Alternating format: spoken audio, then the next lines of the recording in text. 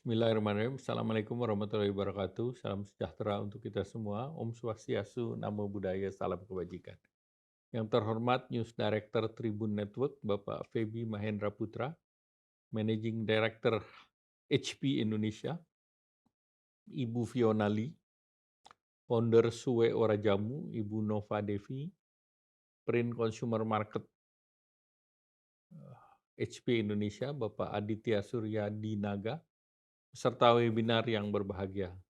Marilah kita panjatkan puji syukur kehadirat Allah Subhanahu wa taala, Tuhan yang Maha Esa, karena hanya berkat ridho dan perkenan-Nya kita diberikan kesehatan dan kesempatan dapat bertemu dalam acara event digital Tribun Webinar dengan tema Solusi Bisnis Andalan Kita dari Lokal Menjadi Global.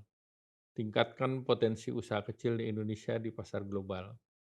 Saya menyampaikan apresiasi yang besar kepada segenap pimpinan dan jajaran Tribun Network atas kesempatan yang diberikan. Semoga acara ini bermanfaat dan memotivasi kita untuk dapat meningkatkan potensi UMKM dan segera bangkit dari pandemi COVID-19 ini.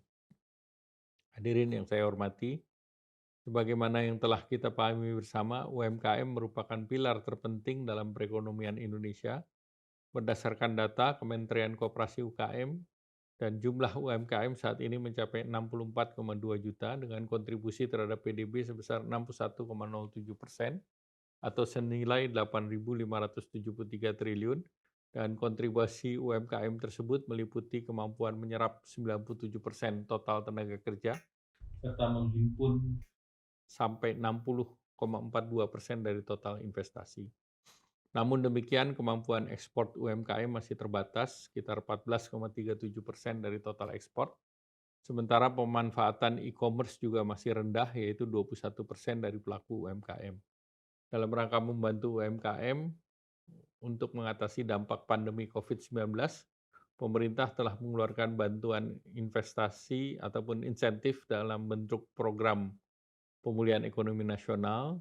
Dukungan UMKM di tahun 2020 terrealisasi sebesar 112,26 triliun dengan mempertimbangkan ketidakpastian di tahun 2021, maka UMKM juga terus didorong dengan alokasi bagi UMKM di dalam program pemulihan ekonomi nasional. Alokasinya diberikan sebesar 171,77 triliun dengan rincian antara lain subsidi bunga, penempatan dana pemerintah pada Bank Umum Mitra untuk mendukung perluasan kredit modal kerja, dan restrukturisasi kredit UMKM, penjaminan kredit modal kerja UMKM, banpres produktif usaha mikro, insentif PPh final UMKM ditanggung pemerintah. Selain itu terdapat pula dukungan tambahan berupa pembebasan rekening minimum, biaya beban dan abonemen listrik yang dapat dimanfaatkan oleh UMKM. Selain itu, dalam rangka membantu dunia usaha dalam menghadapi pemberlakuan PPKM level 4, saat ini pemerintah memberi bantuan tambahan antara lain penambahan badan bantuan produktif usaha mikro sebesar 3,6 triliun, yaitu 3 juta peserta baru dengan anggaran 1,2 juta, pemberian bantuan untuk warung dan PKL sebesar 1,2 triliun untuk 1 juta penerima, masing-masing 1,2 juta, insentif fiskal untuk PPN atas sewa toko di pusat pembelanjaan atau mal ditanggung pemerintah, masa pajak Juni sampai dengan Agustus 2021, kemudian pemberian fiskal terhadap beberapa sektor lain, termasuk transportasi, horeca, dan pariwisata. Pemerintah juga meluncurkan program Gerakan Nasional Bangga Buatan Indonesia yang bertujuan untuk mendorong digitalisasi bagi UMKM, serta mendorong national branding untuk UMKM unggulan di berbagai marketplace. Selain itu, gerakan ini diharapkan juga dapat meningkatkan ekspor produk UMKM. Hadirin yang terhormat, berdasarkan data ekspor di tahun 2020 terdapat eksportir usaha kecil dan menengah sebesar 12.234 perusahaan atau 83,3% dari eksportir dengan nilai sebesar 5,3 miliar. Secara umum potensi ekspor UMKM didominasi oleh produk seperti aksesoris, batik, kria, fashion, makanan, dan minuman olahan. Untuk siap ekspor, UMKM masih tentunya mempunyai berbagai tantangan seperti minimnya pengetahuan pasar, konsistensi kualitas, kapasitas produk, sertifikasi, hingga masalah logistik. Pemerintah terus berupaya untuk membantu UMKM agar dapat mengatasi kendala tersebut.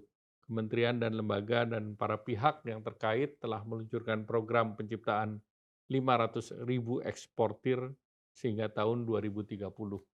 Dengan program tersebut diharapkan kerjasama antara sekolah ekspor dan platform marketplace dengan capaian 180.000 UMKM masuk dalam pasar digital lintas batas dengan jumlah yang dipasarkan produknya sebesar 1,5 juta.